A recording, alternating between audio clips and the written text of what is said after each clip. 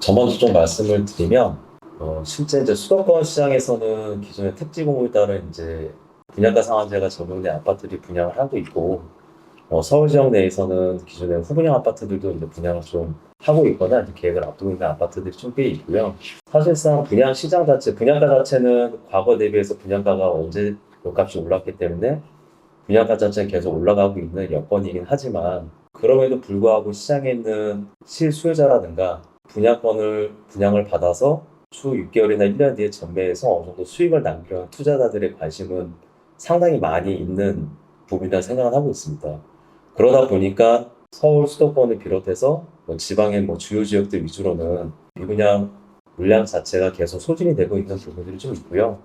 근데 그와 또 이제 양극화라는 부분들이 여기서 발생되듯이 지방에 좀 브랜드가 약한 아파트라든가 단지가 좀 작거나 위치가 떨어진 단지들은 이제 앞으로 이제 미분양에 대한 부분이 사실상 소진되는 부분이 좀 쉽지가 않을 것 같고요. 그래서 오히려 매매 시장과 달리 분양 시장 자체는 더 양극화가 많이 발생될 수 있는 초양극화 시장으로 들어갈 수 있지 않을까 그렇게 생각을 하고 있습니다. 분양 시장도 작년에 뭐 구축이 좀 이렇게 거래가 안 되는 시기랑 비슷하게 뭐 거래가 안 됐었잖아요. 청약 경쟁률도 네. 낮아지고, 미분양도 굉장히 늘어났는데, 그게 제 기억으로는 올해 한 4월 정도에 미분양 그 증가 수치를 찍고 조금씩 미분양이 소진되고 있는 걸로 알고 있어요. 근데 이게 또 이게 분양이 요즘에는 굉장히 좀 핫하긴 하지만 또 분양 자체를 상반기 때 다 하반기로 밀어넣다 보니까 더 이상 증가를 안 한 부분도 있는 걸로 그렇게 알고 있는데요.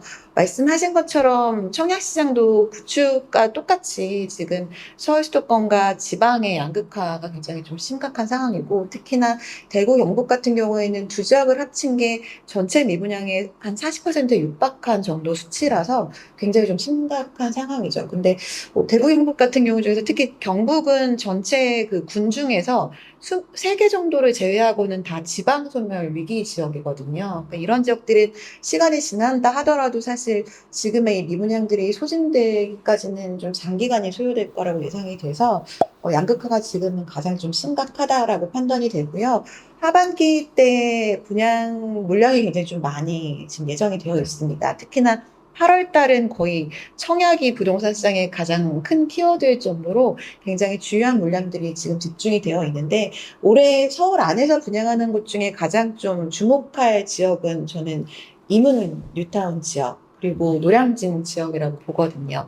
이미 뉴타운이 진행된 뭐 옆에 있는 답신이나 뭐 왕십리 이런 쪽 보면은 예전이 상상이 안 될 정도로 천지개벽했잖아요. 그렇게 변모할 지역들이 이문이랑 뉴타운인데, 올해 8월에 이문 쪽에서 굉장히 많은 단지들이 또 분양을 예정하고 있습니다. 소위 딱지라고 말하는 입주권 때부터 굉장히 관심이 많았던 지역이라서 청약 자체는 굉장히 잘 진행이 될 거라고 보여지고요.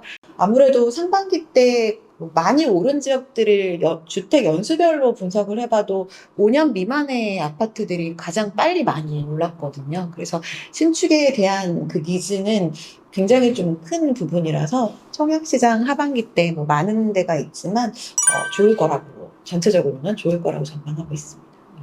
제가 드리고 싶은 얘기만 조금 이제 추가적으로 말씀을 좀 드리면, 어쨌든 연초에 우리가 시장 전망을 할 때 가장 불안 요인 중에 하나로 꼽았던 게 이제 미분양 그리고 중공 미분양 이거였는데, 일단 연초 시작을 한 7만 6천 이렇게 시작을 좀 했었죠. 그래서 지난번 침체장하고 비교하면은 전체적인 양은 그렇게 뭐 우려스러운 건 아니었죠. 근데 어쨌든 감소가 되는 모습입니다. 잡혀가는 모습이고, 그 이후에는 말씀해 주신 것처럼 수요가 막 증가한 거라기보다는 분양에 나서지 않았기 때문에 일단 감소한 것도 있어서 앞으로의 그 시장 상황을 좀 봐야 될 텐데, 일단 전국이 똑같이 다 해소가 되는 양상은 아니고 특정 지역의 수요가 몰리는 곳만 이제 인기가 좀 많아지고 있어서 이거는 좀 그 걱정이 되는 좀 우려스러운 부분도 좀 있습니다.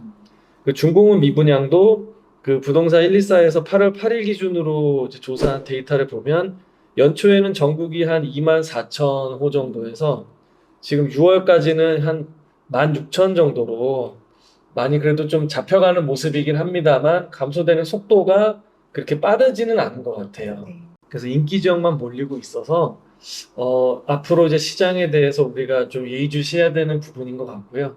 그리고 뭐 이걸 봐주시는 수요자 입장에서는 그러면 어느 이제 지역에 또 분양 시장에 노크를 할 것이냐 이 측면에 대해서는 일단 서울처럼 이제 큰 도시에서 그 재개발 사업을 통해서 새롭게 일반 분양에 나서는 곳들은 저는 일단은 추천을 저도 하는 편입니다. 그리고 그 지방 지역은 대세 상승을 우리가 했었잖아요. 그러니까는 이제 뭐 그 여기저기 그냥 다 같이 올라가다가 한번 이렇게 조정을 받고 난 이후부터는 이때는 이제 철저하게 입지별로 이제 펀더멘탈별로 가다 보니까 여기서는 좀 온도차가 많이 있을 것 같아서 신중할 필요는 좀 있을 것 같아요. 저희가 지금 이제 하반기에 분양하는 예정 단지 중에서 좀 유망한 데를 얘기했는데 혹시 양 차장님은? 서울 지역이나 어느 정도 자산이 있는 분들이 이제 누구나 관심 갖고 있는 지역 자체가 이제 반포 지역에 있는 재건축 아파트에 따른 그 일반 분양 물량이라 생각을 하고 있고요. 이게 일반적인 이제 가점제든 뭐 추천되든 뭐 당첨만 된다면 사실상 준로또 청약이라고 이제 생각을 하고 있기 때문에 제일 관심 있게 보시면 좋지 않을까 생각을 하고 있습니다.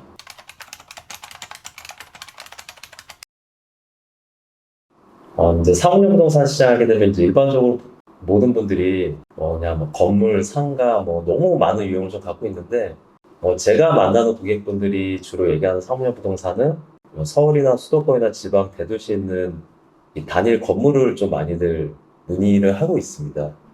그럼 이제 보다시피 주택 시장과 똑같이 상업용 부동산 시장도 거래가 많이 이제 감소를 했고요. 그러면서 동일하게 이제 올 초에 거래량을 저점을 찍다가 올 한 6, 7월까지 해가지고 일부 거래량이 반등을 하긴 했지만 사실 일반적인 아파트 가격에서 뭐 10억, 20억대 아파트와 달리 뭐 꼬마 빌딩을 해도 한 100억에서 한 200억 정도 이내의 가격이다 보니까 사실상 거래가 많지는 않지만 자산이 있는 분들 입장에서는 오히려 건물을 갖고 있다가 대출을 갚지 못해서 이 건물을 싸게 팔아야 된다라든가 뭐 상속이라든가 증여로 인해서 그 재원을 마련하기 위해서 건물을 좀 저가에 팔아야 되는 매도자 아니면 기업이 좀 어려져서 기업이 이제 부실로 인해 가지고 이 사업을 팔아야 되는 매도자들 이런 물건들이 시장에 많지는 않지만 간혹가다 나오고 있고요.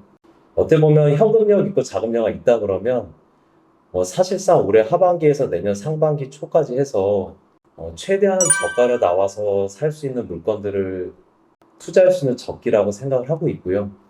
오히려 내년 하반기 가가지고 저가 매물을 찾기에는 이미 급매라든가 저가로 살 수 있는 건물이라든가 개발 부지들이 이미 소화가 다 됐기 때문에 아마 좋은 가격에 사기는 좀 어려울 거 생각을 하고 있습니다.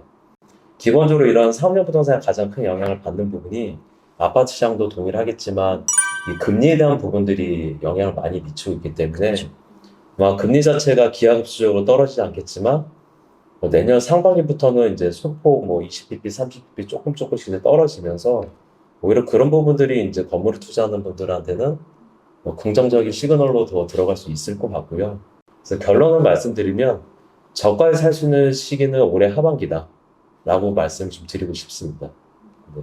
상업용 부동산 같은 경우는 말씀하신 것처럼 정말 주택보다도 더 금리 영향을 많이 받잖아요. 네. 근데 상업용 부동산 여러 유형 중에서 그래도 말씀하신 단독 건물은 지분이 있기 때문에 고객들도 이제 차익을 기대하면서 문의를 하는 부분이지만 그렇지 않은 뭐 구분상가나 지식산업센터나 이런 것들은 완전 수익률을 보는 거라서 지금은 찾는 분들이 거의 없으신 것 같고요. 그래도 단독 건물들은 굉장히 의뢰가 많이 있는 상황입니다. 특히 농협은행 같은 경우는 이제 타 금융권과는 달리 지방 고객들한테도 굉장히 양질의 부동산이나 금융 정보를 주기 위해서 내려가서 상담을 하고 있거든요. 근데 예전과는 되게 차이점이 한 4, 5년 전만 하더라도 지방 분들한테 제가 서울 수도권 부동산 권유하면은 이제 되게 욕먹었어요. 근데 지금은 오히려 먼저 문의가 오는 게 뭐 자녀분이 서울에 있는데 내가 서울을 잘 모르니까 그쪽에 있는 부동산 좀 소개해달라. 특히 건물 같은 것들은 지방이 이제 인구가 줄어들다 보니까 나중에 매각을 할 때 굉장히 어려울 거라고 예상이 되시는 거예요. 그래서 오히려 서울이나 수도권에 뭐 이런 조건의 물건 없는지를 문의를 많이 하셔서 이게 좀 안타까운 상황이긴 한데 주택도 그렇지만 상업용 부동산도 너무 이제 서울과 수도권 그리고 그렇지 않은 지역들의 차이가 많이 나서 이게 앞으로 좀 해결해야 될 숙제라고 좀 생각이 됩니다. 일단 저희가 현장에서 컨설팅을 좀 진행하다 보니까 일단 상업용 부동산이 당연히 이제 경제 활동하기 위한 어떤 공간으로서의 필요한 필수 재화일 수도 있겠지만은 이제 투자자 입장에서는 차익이든 이제 수익을 좀 기대하잖아요. 근데 주택 시장은 의식주기 때문에 좀 안 좋아질 것 같다라고 하면은 정부가 이제 정책을 펼치게 되는데 상업용 부동산 사실은 뭐 상업용 가격이 떨어진다고 해서 이런 정책이 있진 않죠. 뭐 보금자리론 이런 게 있진 않다 보니까 후행한다라고까지 표현할 수는 없겠지만 어쨌든 주택 시장에서 보였던 반등세만큼이 상업용 부동산 시장에서는 없었던 것 같아요. 그러니까 그 얘기인즉슨 실제 이거를 공간이 필요하신 분들이거나 어쨌든 이제 투자든 뭐 매수를 하시려는 분들한테는 지금이 확실히 작년, 재작년보다는 좀 우호적인 분위기에서 거래를 좀 할 수 있는 뭐 상황으로 좀 생각은 좀 되고 있고요. 맞습니다. 그리고 이제 금리가 많이 좀 높아지면서 수익률이 사실은 예전만큼 나오진 않을 겁니다. 그래서 거기에 따라서 이제 충분히 이제 좀 신중한 접근을 좀 하셔야 될 것 같고, 앞으로 저도 한 하반기나 내년 정도 오기 전까지가 계획하신 분들한테는 좀 좋은 시기이지 않을까 이렇게 좀 같은 생각은 좀 하고 있습니다.